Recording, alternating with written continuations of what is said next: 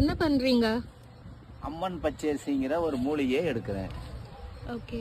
இந்த அம்மன் பச்சரிசி மூலிகை வந்து பருவு முகத்திலேயோ பெருசாக இருக்கக்கூடிய கால்லையோ இருக்கக்கூடிய பருவுக்கு இது மாதிரி ஒடிச்சா பால் வரும்.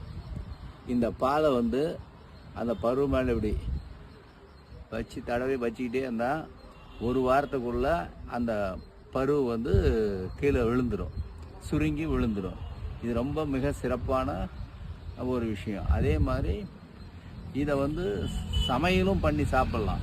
ஓகே. சமையல் பண்ணி சாப்பிடையில குடல் புண்ணுக்கு சமையல் பண்ணி பொரியல் மாதிரி பண்ணி சாப்பிட்டா பருப்போட சேர்த்து பாசி பருப்போட சேர்த்து கடைஞ்சி கரெக்டாக சாப்பிட்டாக்கா இது குடல் புண்ணு வந்து சரியாயிடும். இது ரொம்ப அபூர்வமான மூலிகை, நல்லா வைத்தியது கேட்கும். இது காமனா எல்லா இடத்துலயுமே